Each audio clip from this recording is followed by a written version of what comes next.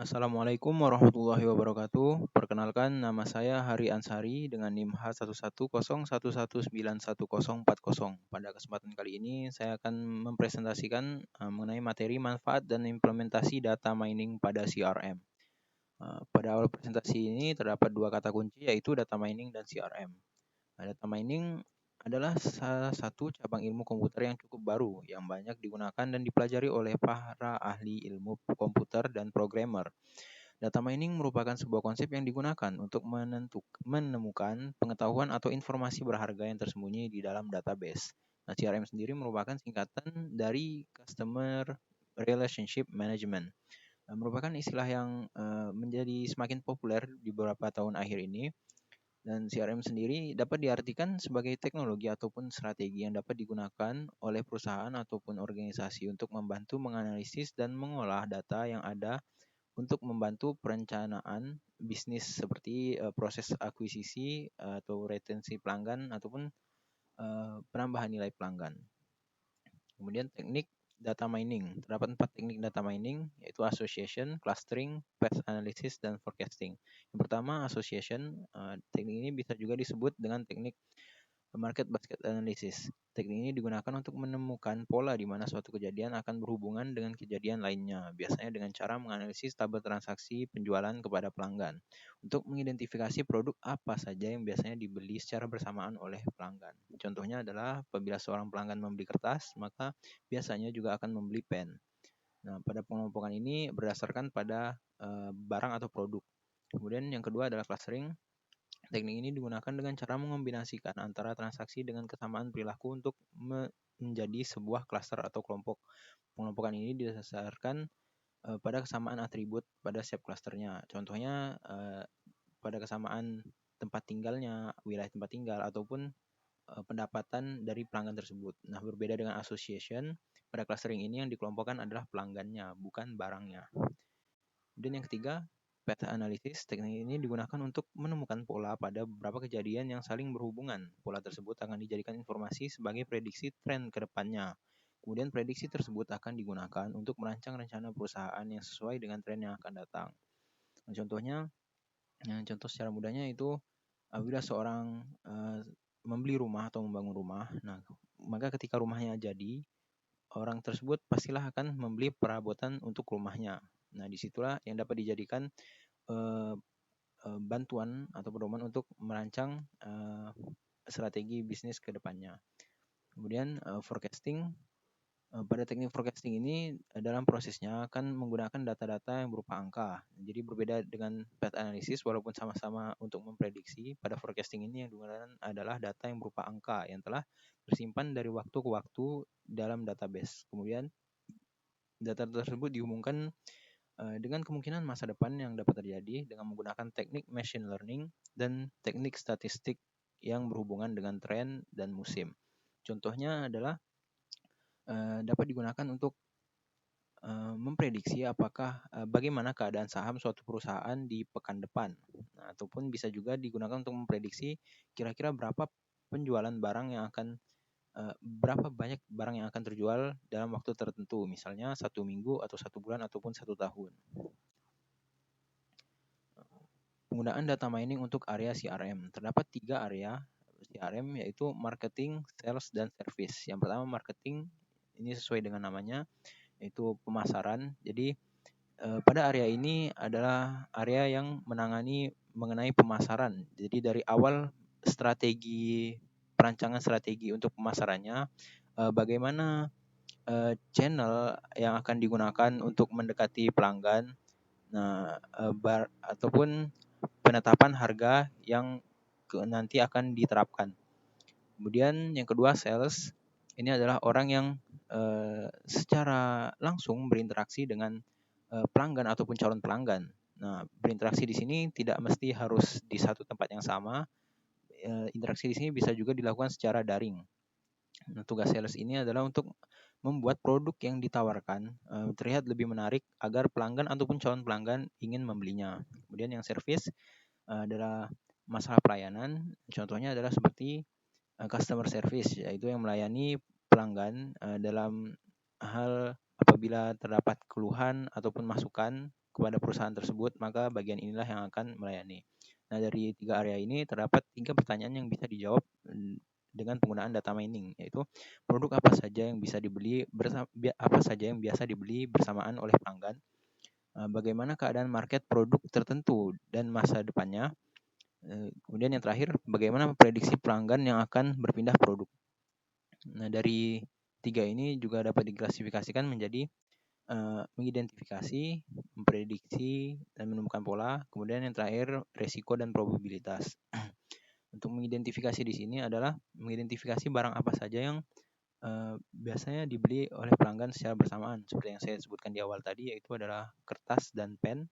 Nah, kemudian pada bagian ini juga dapat digunakan untuk melumpuhkan pelanggan secara clustering. Kemudian untuk menemukan pola pembelian pada pelanggan, sehingga akhirnya dapat melakukan prediksi apa yang akan dibeli pelanggan selanjutnya. Nah, prediksi ini juga tidak hanya sebatas kepada pelanggan, namun juga bisa dilakukan untuk penjualan barang. Itu bagaimana barang yang akan dijual apakah terdapat kemungkinan untuk rugi ataupun untung. Kemudian yang terakhir adalah risiko dan probabilitas. Ini dengan data mining kita dapat suatu perusahaan dapat mengetahui risiko dan probabilitas untuk menggait sekelompok pelanggan. Jadi perusahaan dapat memikirkan atau merencanakan apakah akan tetap menargetkan pelanggan tersebut ataupun tidak. Komponen untuk keberhasilan analisis data pada CRM. Terdapat 4 komponen, yaitu identifikasi pelanggan, membedakan pelanggan, interaksi pelanggan, dan kostumisasi. Identifikasi pelanggan ini proses memberi tanda atau model melabel pelanggan dari medium marketing dalam website, survei, dan komunikasi. Nah, ini juga bisa dilakukan dengan cara registrasi, yaitu pendataan terhadap pelanggan, dan kemudian data tersebut disimpan dan identifikasi. Yang kedua adalah membedakan semua pelanggan berdasarkan keinginan unik atau atribut unik masing-masing pelanggan. Nah, pembedaan pelanggan ini dapat dicapai dengan 2 cara, yaitu pasif dan aktif. Yang ketiga, interaksi pelanggan. Berinteraksi dengan pelanggan untuk mengetahui perubahan sifat dan kebutuhan yang selalu berubah dari pelanggan. Nah, hal ini bisa dilakukan secara langsung menanyakan pelanggan ataupun secara tidak langsung. Secara tidak langsung ini dapat berupa dengan menganalisa atau mengidentifikasi dari tindakan-tindakan yang pelanggan lakukan. Nah, ini bisa juga dari pembelian ataupun pengeluaran yang dilakukan oleh pelanggan. Kemudian untuk perusahaan tersebut mengupdate sendiri data perubahan dari pelanggan tersebut. Yang keempat adalah kostumisasi. Kostumisasi produk dan layanan agar pelanggan merasa diperlakukan spesial dan setiap permintaannya terpenuhi. Jadi ini dengan melakukan kostumisasi produk, pelanggan dapat bisa mendapatkan sesuatu atau produk yang sesuai dengan keinginannya, karena bisa diatur sesuai dengan keinginan dia sendiri. Nah, dengan hal ini maka dapat meningkatkan kepuasan pelanggan tersebut. Data mining dalam mendukung proses bisnis. Terdapat 3 proses bisnis, yaitu akuisisi pelanggan, retensi pelanggan, dan penambahan nilai pelanggan. Akuisisi pelanggan merupakan proses implementasi CRM untuk mengubah calon pelanggan menjadi pelanggan. Untuk ini dibutuhkan strategi dan teknik penjualan yang tepat. Perusahaan juga perlu untuk melatih tenaga penjualnya agar dapat membujuk calon pelanggan untuk melakukan pembelian pertamanya. Retensi pelanggan merupakan bentuk loyalitas yang berhubungan dengan perilaku setia yang diukur berdasarkan perilaku beli konsumen yang ditunjukkan dengan tingginya frekuensi konsumen membeli suatu produk. Retensi pelanggan juga dapat diartikan dengan jumlah pelanggan yang melakukan bisnis dengan perusahaan di akhir tahun keuangan yang dinyatakan aktif pada awal tahun keuangan. Nah, ini maksudnya adalah seberapa banyak jumlah pelanggan yang masih aktif berinteraksi atau melakukan transaksi dengan perusahaan di akhir tahun keuangan dengan saat di awal tahun keuangan. Nah, semakin sedikit selisihnya, maka semakin baik angka retensi pelanggannya. Yang ketiga adalah penambahan nilai pelanggan. Pencapaian tujuan dan sasaran nilai pelanggan adalah perbandingan antara benefit atau manfaat yang dirasakan terhadap suatu produk dengan biaya yang harus dikeluarkan untuk mendapatkan produk tersebut dalam situasi pemakaian. Nah, contoh data mining dalam mendukung proses akuisisi pelanggan yaitu dapat mengetahui dengan tepat apa yang dibutuhkan dari calon pelanggan. Nah, kemudian eh, data ini diproses oleh perusahaan dan proses akuisisi pun dapat berjalan dengan lebih cepat.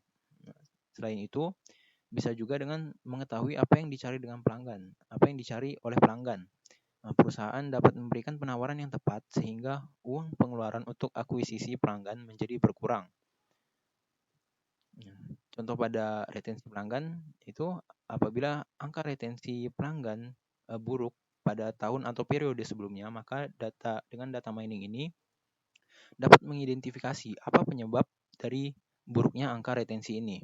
Nah, kemudian setelah dapat diidentifikasi, maka dapat dilakukan dapat digunakan untuk bantuan dalam merancang strategi bisnis pada periode kedepannya agar retensi pelanggan dapat membaik. Nah, apabila digunakan untuk mencegah, itu bisa dilakukan dengan mengetahui kebutuhan pelanggan sehingga perusahaan dapat memberikan tawaran yang sesuai kepada pelanggan. Contoh pada penambahan nilai pelanggan yaitu dapat menemukan penawaran yang disukai oleh pelanggan.